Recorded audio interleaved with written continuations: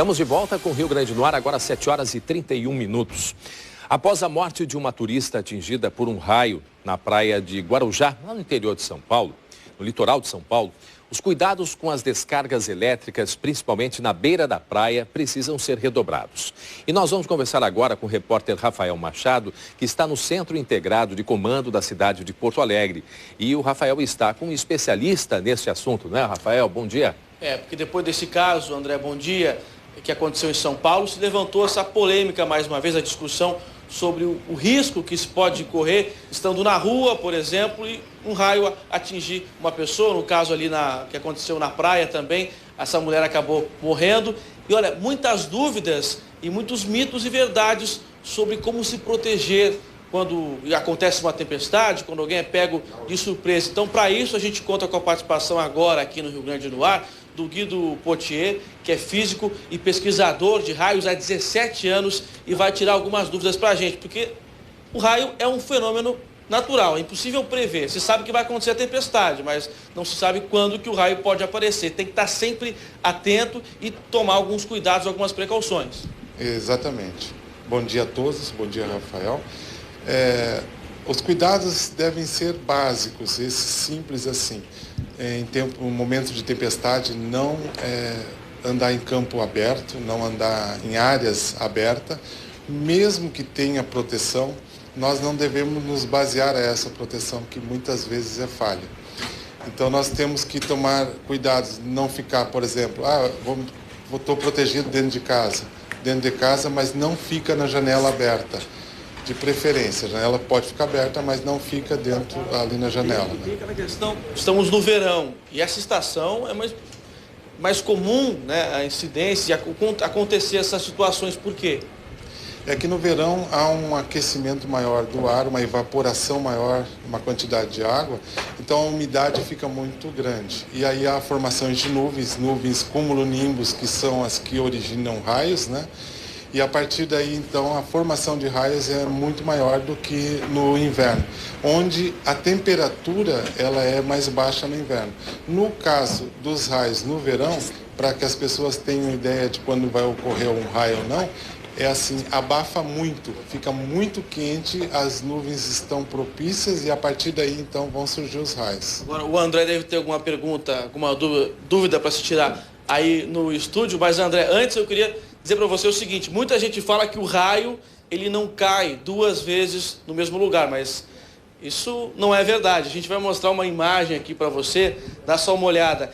Esse aqui, olha só, essa imagem aqui é de um raio, é um canal com vários raios. Olha só, você consegue observar aqui, segundo o especialista que está com a gente, dá para contar no mínimo aqui 17 raios. Ou seja, quando se vê essa imagem no céu de um raio atingindo o solo, não é apenas um, podem ser vários, mais de 17, enfim. Exato. Chega-se até a 42 raios. Na verdade, o que acontece?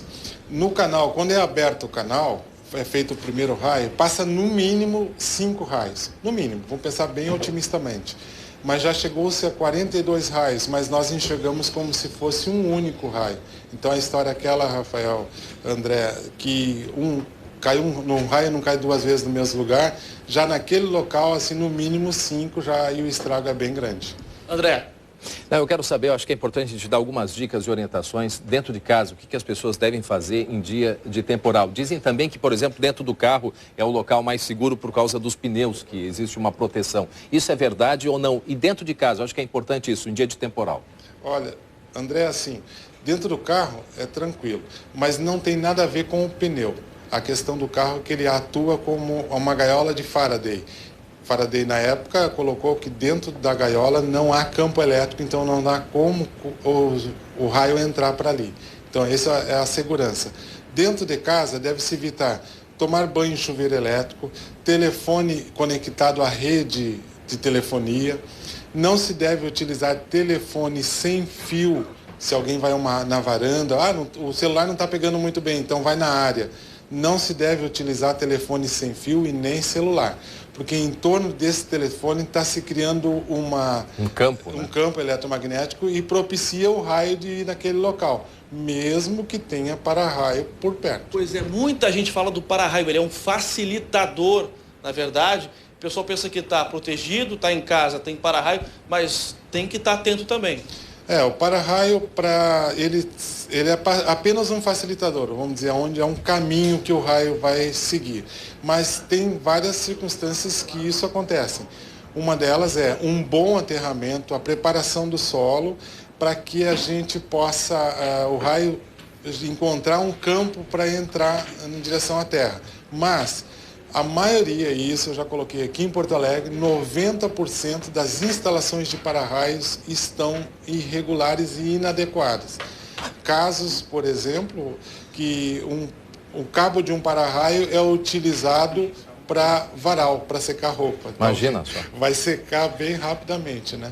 E um outro fato também é cabo de para-raio em cima de cabos de TV a cabo. Eu vi num prédio, por exemplo, em torno de 35 cabos de TV a cabo e um cabo de para-raio por cima, encostando, não é separado. Um raio ali vai induzir o campo elétrico para dentro dos apartamentos e vai incendiar. Então, o perigo é iminente, né? Então, a gente agradece por enquanto a participação aqui do Guido, mas a gente vai conversar agora com a Amanda Silva. A gente continua falando sobre esse assunto com ela que está lá no litoral. Amanda. Olá, Rafael, tudo bem? Eu estou aqui com o Major Porto, que vai continuar falando sobre esse assunto agora no litoral, né? A gente sabe que a praia é um lugar perigoso num tempo como esse que a gente estava falando, com raios, trovões, e realmente é perigoso. Como é que vocês costumam orientar o pessoal, Major? Bom dia. Bom dia.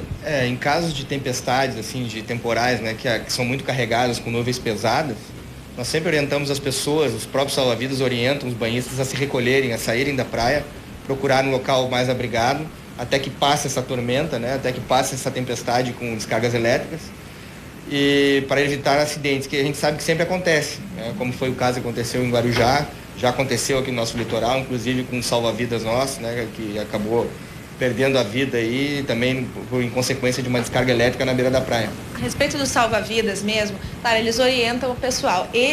Tem muita gente que não obedece à orientação, continua por aqui, mas o salva-vidas tem que se proteger também. Ele não pode continuar aqui, é isso? Eles saem da guarita? Sim, após eles orientarem as pessoas que estão na praia, eles também vão para o local mais abrigado, mas continuam tendo de preferência que eles tenham um visual da praia. Caso aconteça alguma emergência, eles poderem atuar, né? Eles permanecem no local abrigado, mas pronto para atuar.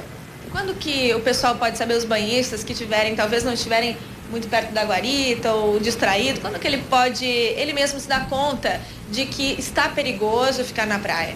Geralmente são nuvens muito baixas, né, e muito carregadas, escuras mesmo, são nuvens densas, que são bem características de descarga elétrica, um temporal, são chuvas pesadas, geralmente com muita água, né, quando chove muito forte, geralmente acompanhada de descarga elétrica. E aquela chuva repentina, assim, a praia está maravilhosa e a chuva vem de uma hora para outra, também pode ser? Pode. A descarga elétrica, geralmente, ela vem com nuvens muito baixas e com muita quantidade de água, né, e com essas nuvens, elas têm a característica de se formarem muito rápido, devido à evaporação dos gases, da água, né?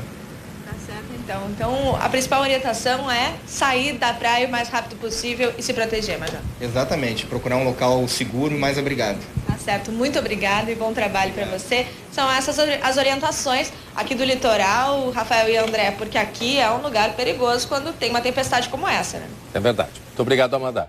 Até já.